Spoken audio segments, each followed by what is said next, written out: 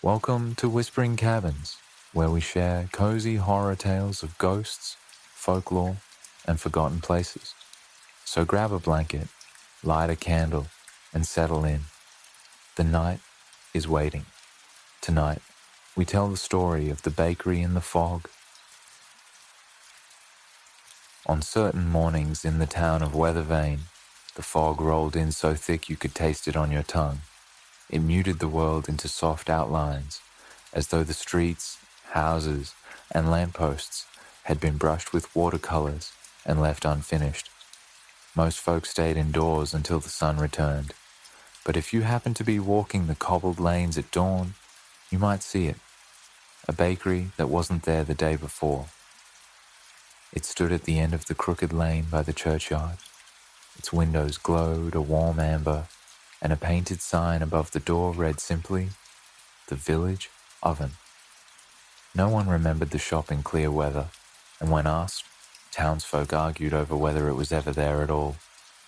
But those who entered on a foggy morning never forgot the taste of its pastries. Nora was one of those people who woke early, her hands restless until they were wrapped around a warm mug of tea. On a particularly foggy Wednesday, she pulled on her coat and decided to take a walk. The mist curled down her collar and dampened her hair, and that's when she saw the golden light ahead. The scent reached her before the door did. Honey, butter, sugar, and something richer, deeper, like roasted chestnuts in winter. She stepped inside. The bakery was small but cozy, lined with shelves of golden loaves, sugared buns, and pastries so delicate they looked spun from lace. Behind the counter stood a woman with flour on her hands and a smile as warm as the ovens. "You've found us," the woman said, as though she'd been expecting Nora. "What will it be today?" Nora ordered a small pastry, no larger than her palm. The woman wrapped it in brown paper tied with twine, and when Nora bit into it outside, the flavor burst like sunlight through the fog. Sweet cream, tart berries, and something else she couldn't name, but which made her heart ache with longing. That night, Nora dreamed. She found herself walking through a village she had never seen before. Its streets were winding, its cottages quaint, with thatched roofs and flowering gardens, and in the square stood a fountain with water that shimmered silver beneath the moon. Children laughed in the distance, and lanterns swayed in the breeze.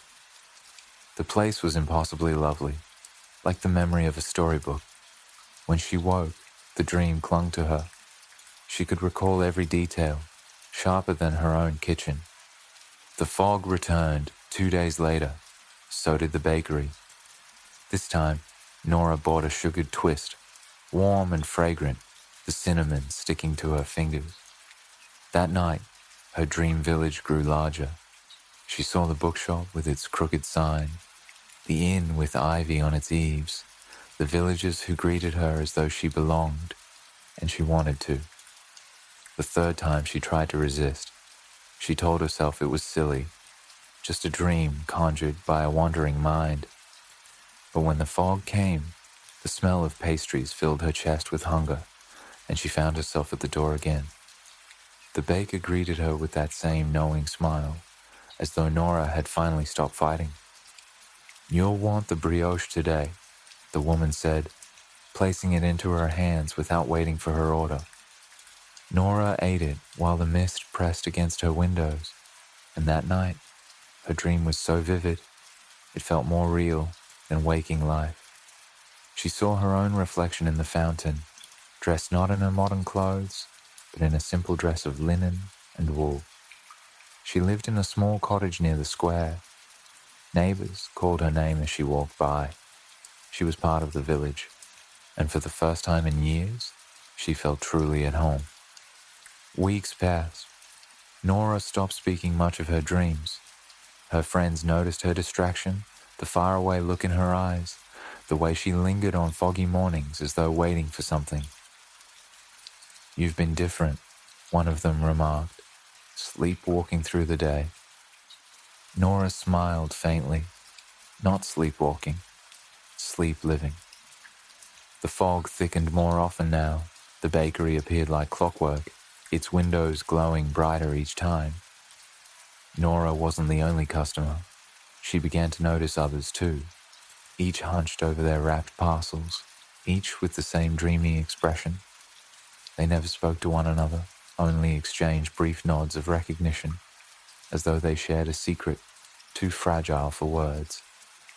One morning, Nora lingered after paying. "Where is it?" she asked the baker softly. The woman wiped flour from her hands and tilted her head. "Where is what?" "The village, the one in the dreams." The baker smiled in that way of hers, kind, patient, inevitable. "It's where you already are." That night, Nora dreamed again. She stood in the square, the fountain gleaming. Lanterns swung overhead. The villagers gathered, their faces familiar now, their voices calling her home. She walked to her cottage, opened the door, and smelled fresh bread cooling on the table. She didn't wake. The next morning, the fog lifted early. The street where the bakery usually stood was empty. No golden glow, no painted sign, only damp cobblestones glistening in the sunlight. Nora's friends knocked at her door and received no answer. They searched, asked neighbors, even checked with the post, but she was simply gone. In time, they stopped speaking of it. People go missing sometimes after all. But on foggy mornings, when the air grew thick and soft, if you walked by the crooked lane, you might see a golden light shining through the mist. And if you entered, you might notice the baker smiling as she handed a loaf to a young woman in a linen dress, her hair braided neatly down her back. The woman might turn, just for a moment, and you would think you recognized her. But then the fog would close in again, and the village oven would vanish, leaving you wondering if it had ever been there at all. Thank you for joining us tonight at Whispering Cabins, where we tell cozy horror tales. If you enjoyed The Bakery in the Fog, be sure to subscribe for more eerie stories. Until next time, keep warm, keep the lantern lit, and listen closely. Sometimes the shadows have stories to tell.